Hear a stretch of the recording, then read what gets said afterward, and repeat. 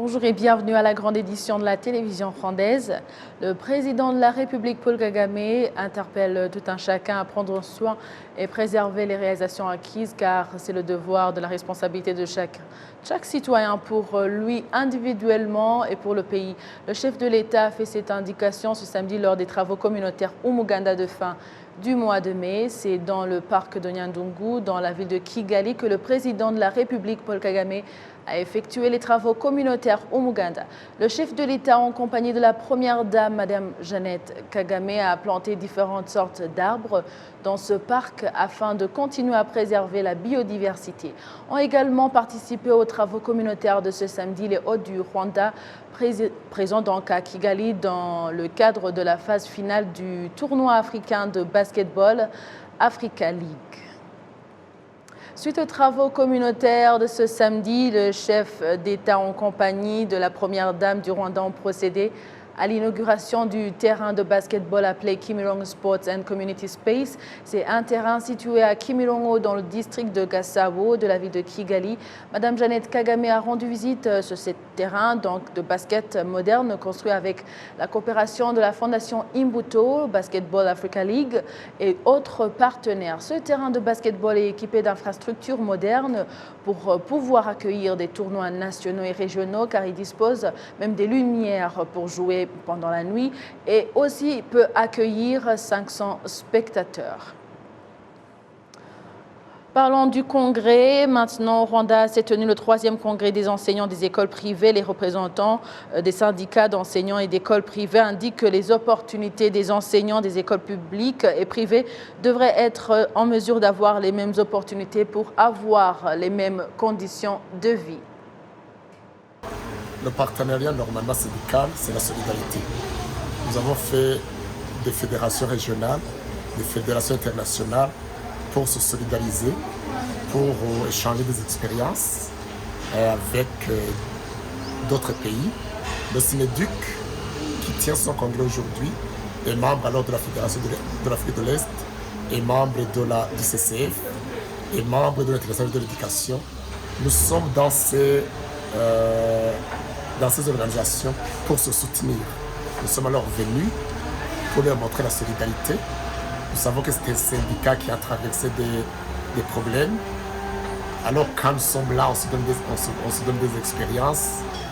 Et comme nous sommes par exemple dans la Fédération des syndicats de l'Afrique de l'Est, nous travaillons ensemble pour parvenir à nos chefs d'État, à nos décideurs, pour que l'enseignant, là où il est, évolue dans ses conditions de travail et ses conditions de vie. La plaidoirie en général, c'est sur les conditions de travail et sur les conditions de vie.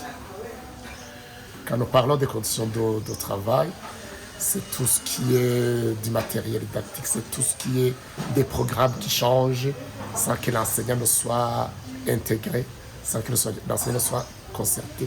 Et ces programmes viennent sans d'autres mesures d'accompagnement.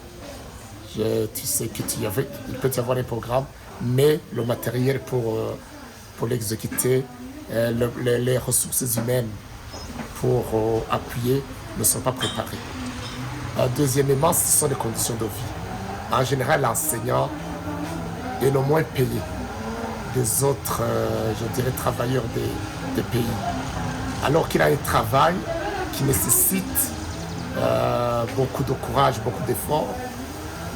Tu trouveras alors que dans plusieurs pays, quand il y a grève, en général c'est la grève pour les salaires, le haussement des salaires, pour le logement, pour le déplacement. On aimerait alors que nos pays, nos présidents, nos décideurs sachent que sans l'enseignant, sans une bonne éducation, un pays ne peut pas se développer. Revenons sur l'une des activités les plus importantes de cette semaine pour parler de la première dame du Rwanda, Madame Jeannette Kagame, qui a rendu visite. Et ceux qui ont été confrontés et donc sinistrés suite aux catastrophes naturelles qui ont dernièrement touché le district de Ngororero et d'autres parties du pays. Kassim Youssouf nous fait le point. Nyirandagijimana Alphonsine, qui habite dans le secteur de Kageyo, était avec ses 6 enfants lorsque les intempéries sont survenues et il ne lui restait qu'un nourrisson de 6 mois. Cette mère est l'une des 11 familles dont les membres ont disparu lors des intempéries et elles ont rencontré ce vendredi la première dame Jeannette Kagame qui a visité le district de Ngororero afin de réconforter et apporter son soutien aux sinistrés suite aux catastrophes en district de Ngororero.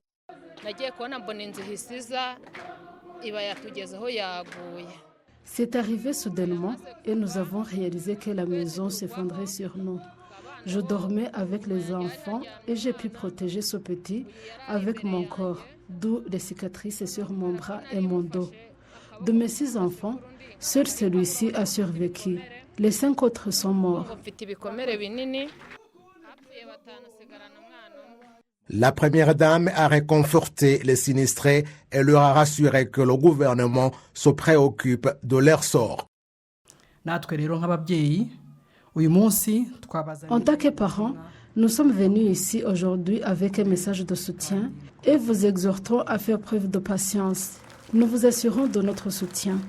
La vie reprend lentement son cours, même s'il reste encore beaucoup à faire, comme l'a noté le ministre.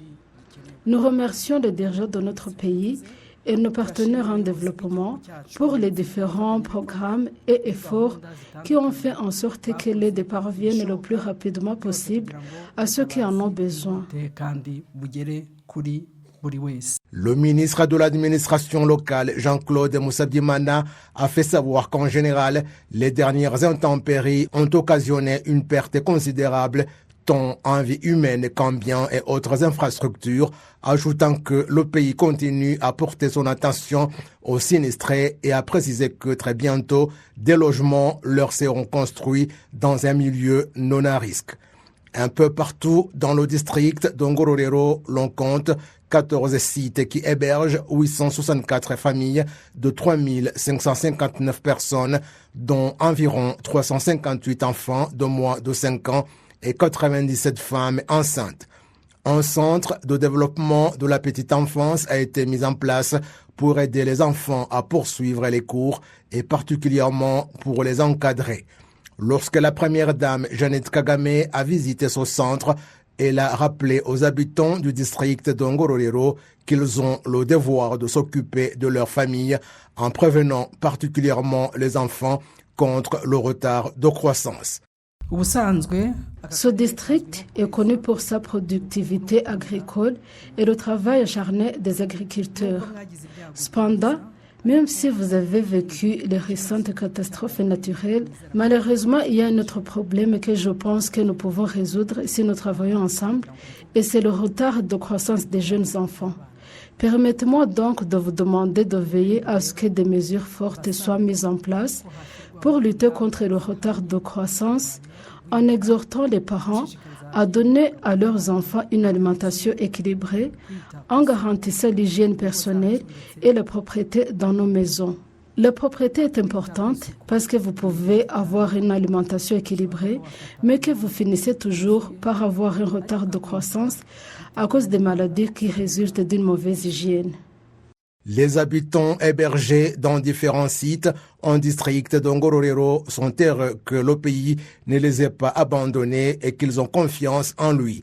Les intempéries dans la nuit du 2 au 3 mai cette année ont touché les provinces du Nord, de l'Ouest et du Sud et ont entraîné la mort de 135 personnes, dont 23 en district de Ngororero. Le ministère des Infrastructures indique que d'ici 4 mois, le premier lot de 105 véhicules sera à Kigali et pourra apporter une solution au problème de peu de moyens de transport commun dans la ville de Kigali. Jessica Gassaro.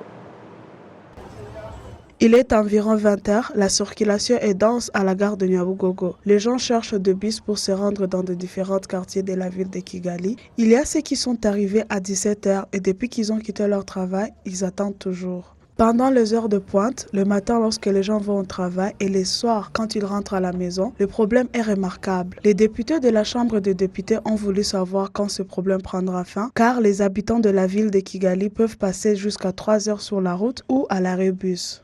La pandémie de Covid-19 est l'une des raisons pour lesquelles les voitures endommagées n'ont pas été réparées suite au manque de pièces de rechange. Il était difficile pour des voitures neuves d'entrer dans le pays car l'industrie ne fonctionnait pas correctement. Le rapport de l'auditeur général de finances publiques montre que plus de 2000 places dans les autobus ont été réduites, ce qui signifie qu'il n'y a pas assez de véhicules. Selon Manasseh Manilatinga, analyste économique, la collaboration entre le gouvernement et le secteur privé devrait être renforcée pour résoudre le problème du manque de véhicules de transport en commun dans la ville de Kigali.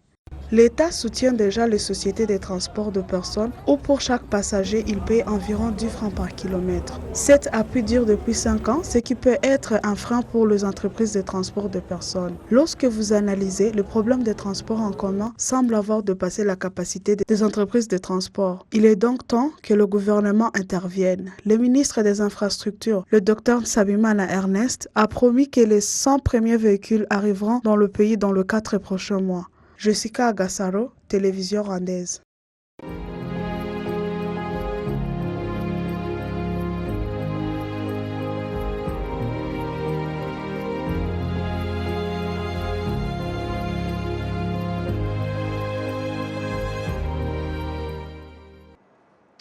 Toujours dans les 100 jours de la 29e commémoration, maintenant nous allons placer à la commémoration de CHK et aussi à l'hôpital de Muhima avec notre confrère Kassim Youssouf.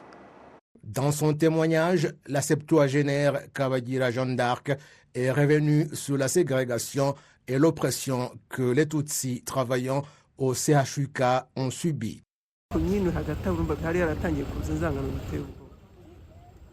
Il y avait de la haine terrifiante au travail. Il m'a poliment retiré de la garde sans me le faire savoir, mais j'ai vu où c'était écrit. Lorsqu'il est revenu, il a trouvé que j'avais assuré la garde et ça lui a fait du mal. Et mercredi, il est parti à Kigali trouver le ministre pour lui dire combien j'étais raciste.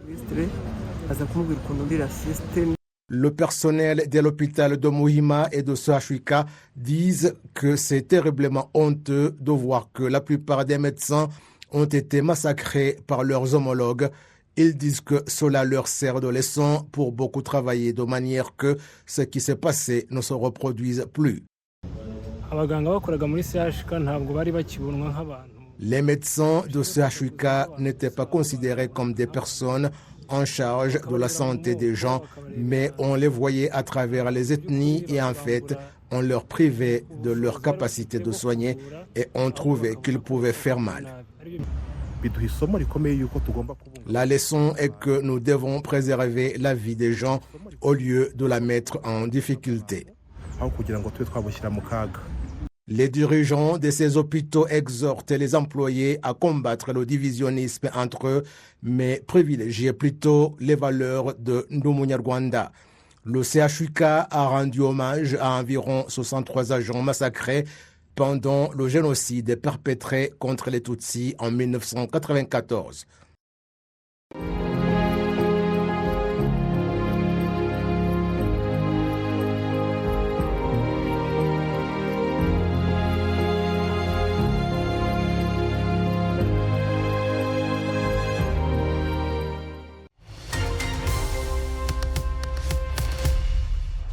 Retournons chez nous avant de dire au revoir pour parler de la population voisine du parc des volcans communs au Rwanda et l'Ouganda qui estime que la coopération entre les deux pays est essentielle dans la gestion et l'entretien de ce parc, notamment en construisant une clôture qui empêcherait les animaux de détruire leur culture. Le reportage de Kassim Youssouf. Gad Twishime pratique l'agriculture de blé, de sorgho et des pommes de terre à Mobyagizo, à proximité du parc national de Mugahinga à Kisoro, en Ouganda. Il a constaté que son champ a été saccagé par des buffles qui se sont échappés du parc des volcans après avoir défoncé la clôture. Les buffles sont venus et ont mangé le blé que j'ai planté et après avoir dormi dans les champs, ils ont détruit les pommes de terre et également le sorgho. Le problème semble être commun aux citoyens de Kisoro en Ouganda et à ceux du district de Musanze au Rwanda. et ils aimeraient que les clôtures soient solidement reconstruites parce que les animaux continuent de détruire ce qu'ils ont planté. Après avoir défoncé la clôture pour s'échapper, ils détruisent nos récoltes, qu'ils vous trouvent ou non dans le champ. Des animaux s'échappent également du parc de Mugahinga par la montagne de Moulemule qui relie le Rwanda et l'Ouganda, et la population des régions voisines du parc des volcans demande au Rwanda et à l'Ouganda de travailler ensemble et construire une clôture qui empêcherait que des animaux détruisent leurs récoltes.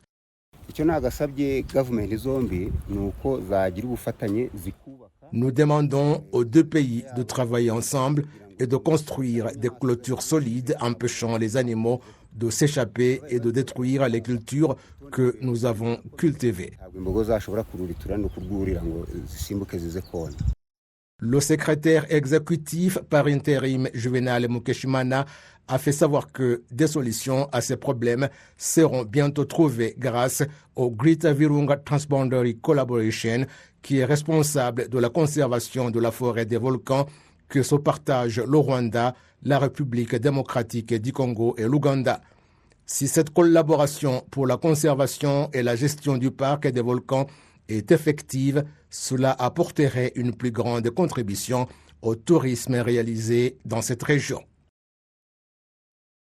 Merci à vous tous qui étiez au rendez-vous d'actualité d'aujourd'hui. Au nom de toute l'équipe qui a réalisé la grande édition, je vous souhaite de passer une excellente suite du programme de la télévision rwandaise. J'étais avec Amandine Dikoumassavo. À la prochaine et d'ici là, portez-vous bien.